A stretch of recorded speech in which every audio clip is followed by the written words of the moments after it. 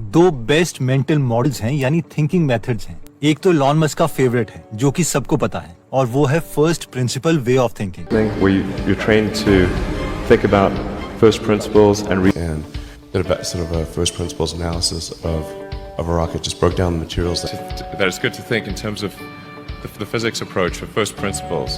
Did a first principles analysis of what would be most optimal. It's important to reason from first principles rather than by analogy. लेकिन क्या आपको दूसरा secret mental model यानी सोचने का तरीका पता है जिसे इलॉन मस्क और दुनिया के मोस्ट सक्सेसफुल लोग यूज करते हैं? आई नो नहीं पता, और आज की इस वीडियो में हम यही देखेंगे। So let's start my dear brothers and sisters. हम में से मैक्सिमम लोगों ने द वन थिंग और आउटलायर जैसी बुक्स पढ़ी हैं। अगर हमने नहीं भी पढ़ी तो भी ये 10,000 आवर रूल्स हमने किसी न किसी से सुना ही होगा, जो कहता है कि मोस्ट सक्सेसफुल लोग कम से कम अपनी स्किल को 10,000 घंटे दे चुके होते हैं, इसलिए वो इतने ज्यादा सक्सेसफुल होते हैं। जैसे कि सचिन तेंदुलकर या ए आर रहमान, जिन्हें बचपन से ही पता होता है कि उन्होंने करना क्या है और इसलिए वो उस चीज में बेस्ट भी हो पाए। लेकिन क्या ये आर्गुमेंट ठीक है? रेंज बुक के ऑथर डेविड एप्स्टीन कहते हैं कि सिर्फ 10,000 घंटे देने से किसी भी चीज को सक्सेस नहीं मिलती, और ये प्रूव करने के लिए ये हमें 5 स्ट्रॉन्ग पॉइंट्स बताते हैं, जिसमें सबसे पहला पॉइंट आता है 1 wicked versus pleasant environment. 10,000 hours की स्टोरी को प्रूव करने के लिए मैक्सिमम लोग टाइगर वुड्स की स्टोरी बताते हैं। टाइगर वुड्स जब 7 महीने के थे तो उनके डैड ने एक गोल्फ पटर उनके हाथ में पकड़ा दिया था ताकि बेबी वॉकर में भी टाइगर वुड्स जहां भी जाएं उसे घसीटते रहें। 10 महीने में वो छोटा टाइगर वुड्स अपने डैड की गोल्फ स्विंग को कॉपी करने लगा था।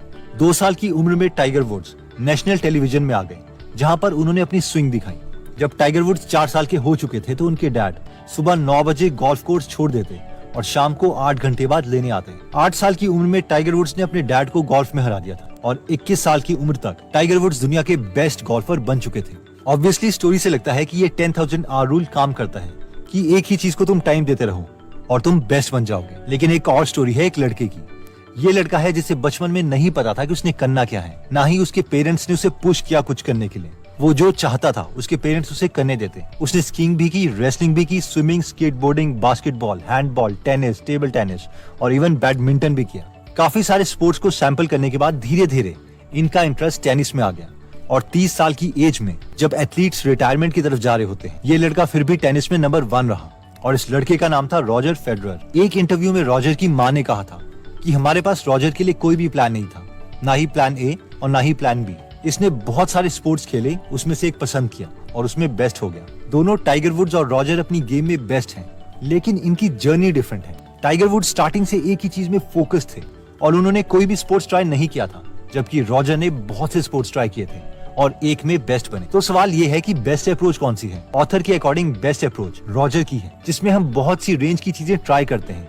ऐसा क्यों है, इसे समझाने के लिए ऑथर विकेड और काइंड लर्निंग एनवायरनमेंट को समझाते हैं। काइंड लर्निंग एनवायरनमेंट वो होता है जहाँ पर गोल्स क्लियर होते हैं, रूल्स क्लियर होते हैं और जो कभी चेंज नहीं होते। जब भी हम कुछ करते हैं तो जल्दी फीडबैक मिलता है और जो काम हमें अगले साल करना है वो एग्जैक्टली सेम है जो हमने पिछले साल किया था, जैसे कि गोल्फ या फिर चेस की गेम, जिसके रूल्स कभी भी चेंज नहीं होंगे। दूसरा आता है विकेड लर्निंग एनवायरनमेंट, यानी यहाँ नेक्स्ट स्टेप्स और गोल्स क्लियर नहीं होंगे, रूल्स चेंज हो सकते हैं और अगले साल का काम पिछले साल से एकदम डिफरेंट है। जैसे कि बिजनेस, जहां पर कस्टमर का बिहेवियर पिछले साल के कंपैरेटिवली अगले साल बिल्कुल अलग होगा। ऑथर कहते हैं क्योंकि रियल दुनिया में विकेड लर्निंग एनवायरनमेंट है, इसलिए किसी एक चीज में ही स्पेशलाइजेशन अचीव करने से हमें एडवांटेज नहीं मिलेगी, बल्कि रेंज ऑफ चीजें सैंपल करने से एडवांटेज मिलेगी। नेक्स्ट पॉइंट कहता है द आउटसाइडर एडवांटेज। 24 मार्च 1989 को एक एक्सन वेल्डेज नाम की शिप, जिसमें ऑयल टैंकर्स थे, पहाड़ों से टकरा गई और 10.8 मिलियन गैलन ऑयल अलास्का के कोस्ट में गिर गया।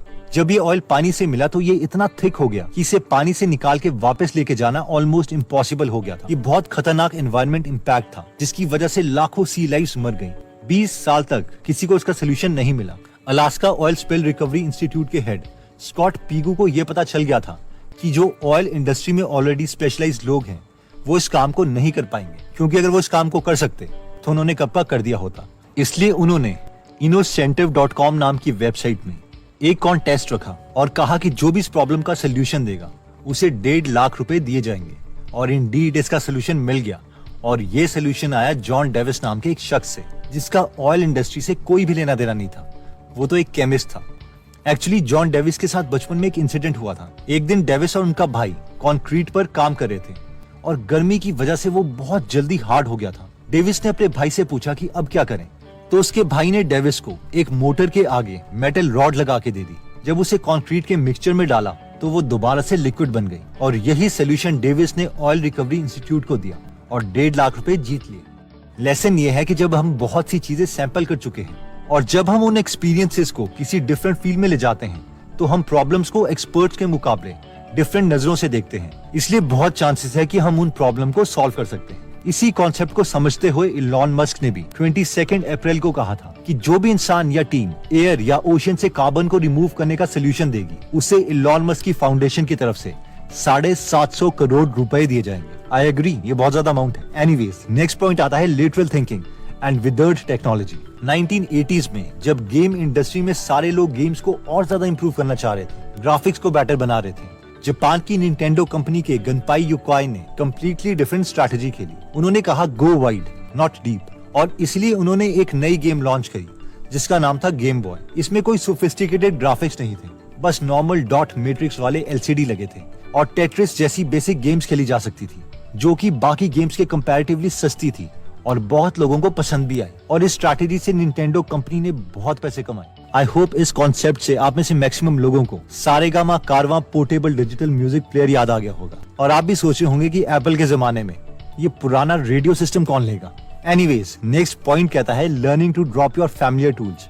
नासा वालों ने मिशन इवैल्यूएशन रूम में एक पोस्टर लगा रखा था जिसमें लिखा था in God we trust all others bring data, जिसका मतलब था कि भगवान पर तो हम विश्वास करते हैं लेकिन अगर तुम भगवान नहीं हो तो डेटा लेके आना, तभी तुम पर हम विश्वास कर पाएंगे। ये अड़ियलपन कि हम सुनेंगे तो सिर्फ डेटा ही सुनेंगे नासा को 28 जनवरी 1986 में बहुत महंगा पड़ा जब उड़ान के बाद 73 सेकंड्स के अंदर उनका स्पेस शटल जिसका नाम चैलेंजर था एक्सप्लोड हो गया और उसमें 7 के 7 क्रू मेंबर्स मारे गए। एक्चुअली इसे थोड़ा डिटेल में समझने के लिए हमें ओ रिंग्स को समझना पड़ेगा। इसे हम बहुत ही सिंपल भाषा में समझते हैं। एक शटल को ऑर्बिट में ले जाने के लिए एक फ्यूल टैंक और 2 रॉकेट बूस्टर का इस्तेमाल किया जाता है और इन दोनों रॉकेट बूस्टर्स में मेटल ट्यूब्स थी जिन्हें रबड़ की सील से जोड़ा जाता था, जिन्हें O-rings कहते हैं। The shuttle was attached to an external fuel tank and 2 solid rocket boosters.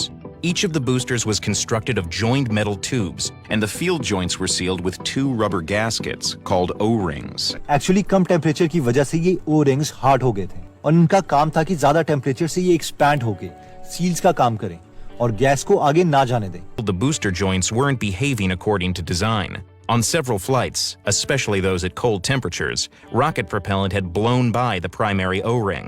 लेकिन इसमें कुछ लीक था जो बॉयस जॉली नाम के इंजीनियर को दिख रहा था। जब उसने ये नासा के मैनेजर्स को बताया कि मुझे O-rings में लीक लग रहा है तो नासा के मैनेजर्स ने कहा कि डेटा से प्रूव करो, लेकिन बॉयस जॉली इसे डेटा से प्रूव नहीं कर पाए। ये एक इंट्यूटिव एनालिसिस थी, इसलिए नासा के टॉप मैनेजर्स ने फ्लाइट के लिए हाँ कर दी और जिसका रिजल्ट निकला चैलेंजर स्पेस शटल की एक्सप्लोजन।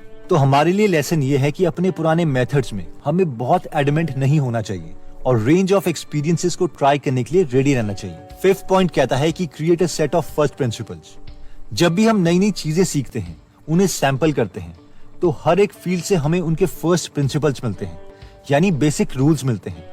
और जब हमारे पास काफी सारी फील्ड्स के फर्स्ट प्रिंसिपल्स इकट्ठे हो जाते हैं तो उन फर्स्ट प्रिंसिपल्स से हम बहुत से कंक्लूजन्स निकाल सकते हैं जो कि एक एवरेज इंसान नहीं निकाल पाएगा और यहीं से हमें ग्रेट आइडियाज मिलते हैं। इलॉन मस्क इस चीज को कुछ इस तरीके से समझाते हैं कि जब हम रेंज ऑफ चीजों को सैंपल कर लेते हैं तो हमारे पास बहुत सारे फर्स्ट प्रिंसिपल्स इकट्ठे हो जाते हैं जो कि एक पेड़ की ट्रंक की तरह हैं। तो उनमें से जब हम कोई कंक्लूजन निकालते हैं तो वो पेड़ की ब्रांचेस बन जाती हैं और इसी चीज पर great personality Leonardo da Vinci भी बिलीव करते थे। तभी उन्होंने सिर्फ एक ही चीज नहीं करी, बल्कि वो पेंटर भी थे, ड्राफ्ट्समैन भी थे, इंजीनियर, साइंटिस्ट, थियरिस्ट, स्कल्प्टर और इवन आर्किटेक्ट भी थे। तो दोस्तों, इस वीडियो में हमने देखा कि एक ही चीज में स्पेशलाइजेशन के बजाय पहले काफी चीजें सैंपल करो और फिर किसी एक फील्ड में एंटर करो, क्योंकि अगर हम डिफरेंट फील्ड्स में जंप करेंगे तो ये हमें एक आउटसाइडर एडवांटेज दे सकता है, जैसे कि जॉन डेविस को ऑयल सोल्यूशन में मिला था। इसके बाद हमने निंटेंडो कंपनी के गनपाई युकाई की स्टोरी भी देखी थी कि जहां पर सारी वीडियो गेम कंपनीज टेक्नोलॉजी में डीप जा रही थी, ग्राफिक्स इंप्रूव करी थी। वहीं पर निंटेंडो गेम कंपनी ने सस्ती LCD लेके गेम बॉय नेम की एक हैंड हेल्ड गेम बनाई और गेमिंग इंडस्ट्री को डोमिनेट कर दिया। फिर हमने नासा के चैलेंजर स्पेस शटल की केस स्टडी देखी कि कैसे उनका स्पेस शटल एक्सप्लोड कर गया, क्योंकि वो सिर्फ एक ही फिलॉसफी को मानते थे, डेटा डेटा डेटा और अपने पुराने बिलीफ्स को तोड़ ही नहीं पा रहे थे, यानी रेंज ऑफ एक्सपीरियंस के लिए रेडी नहीं थे। इसके अलावा हमने ये भी देखा कि हमें different set of first principles अपने ब्रेन में रखने चाहिए। इसे टी लर्निंग भी बोलते हैं, जिसमें टी की हॉरिजॉन्टल लाइन दिखाती है कि हमें काफी रेंज ऑफ चीजें ट्राई करनी चाहिए। टी की वर्टिकल लाइन हमें दिखाती है कि उन रेंज ऑफ चीजों में से एक या दो चीजें सिलेक्ट करो और उनमें बेस्ट बन जाओ, क्योंकि रियल एनवायरनमेंट एक विकेड लर्निंग एनवायरनमेंट है जो गोल्फ और चेस की तरह बिल्कुल नहीं है। अब हम जानते हैं कि आप में से मैक्सिमम लोग ये सोचे होंगे